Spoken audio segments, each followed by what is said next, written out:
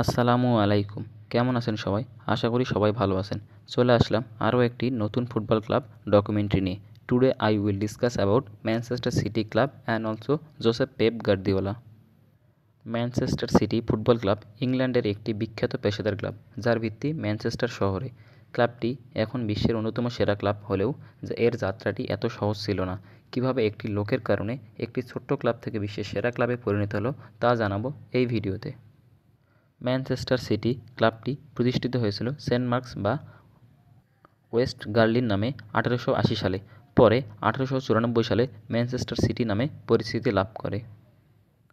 ক্লাবটির প্রথম বড় সাফল্য ছিল 1904 সালে এফএ কাপ জেতা। এরপর ক্লাবটি বিভিন্ন সময়ে প্রথম বিভাগ ও দ্বিতীয় বিভাগে ওঠানামা করে।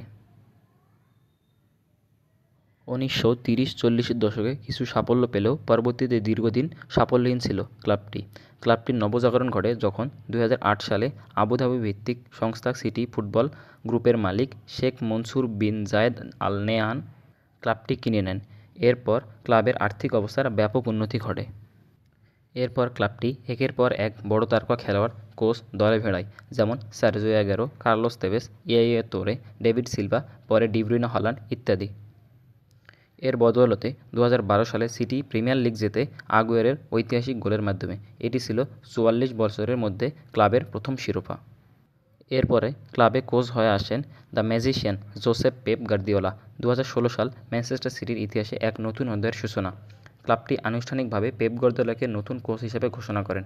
সেই সময় অনেক প্রশ্ন তুলেছিল ইংলিশ প্রিমিয়ার লিগের মতো কঠিন বাস্তবতায় পেপ কি পারবেন নিজের টিকি-টাকা ফুটবল স্টাইল প্রতিষ্ঠা করতে। প্রতিষ্ঠানে পরিবর্তনের শুরুটা সেখান থেকেই। গার্দিওলা হাত ধরেই সিটি পেল নতুন খেলার দর্শন, বল দখলে রাখা, পজিশন ভিত্তিক ফুটবল খেলা এবং প্রতিপক্ষকে চাপে রাখা পুরো ম্যাচ জুড়ে, যার শুরুটা এত সহজ ছিল না। এখন প্রথম মৌসুমে কিছু হতাশা পেলেও পেপ কখনো নিজের দর্শন থেকে বিচ্যুতি হননি। দ্বিতীয় মৌসুমেই বিপ্লব ঘটান পেপ গার্দিওলা। 17-18 মৌসুমে সিটি গড়ে তোলে 100 পয়েন্ট নিয়ে প্রিমিয়ার লিগ জেতার রেকর্ড। সেঞ্চুরিয়ানস খেতাব পায় দলটি। খেলার ধরনে আনে শৈল্পিক ছোঁয়া, David Silva, Aguero, D Bruyne এবং নতুন প্রজন্মে হল্যান্ড ফোর্ডেনের কম্বিনেশনে গড়ে তোলা একটা ড্রিম টিম। ম্যানচেস্টার সিটি এখন পরিণত হয়েছে ট্রফি জয়ের মেশিনে। পেপের অধীনে সিটি জেতে একের পর এক লিগ শিরোপা। 20-24 টানা 4 সিজন লিগ জেতে সিটি, যা প্রিমিয়ার লিগ ইতিহাসে নজির হয়ে থাকে। এত সব জেতা টিম ইউসিএল জেতে না, এমন কথাও শুনতে হয়েছিল পেপ গার্দিওলাকে।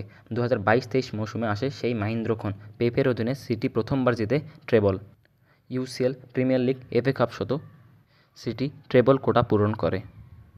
পেপ শুধু একটি দল গড়েননি, তিনি একটি কালচার গড়েছেন। তরুণ ও অভিজ্ঞর মিশনে আনবিটেন টিমে পরিণত হয় ম্যানচেস্টার সিটি। সিটি এখন ট্রফি জয়ের জন্য নয়, বরং ফুটবলের সৌন্দর্যের প্রতীক।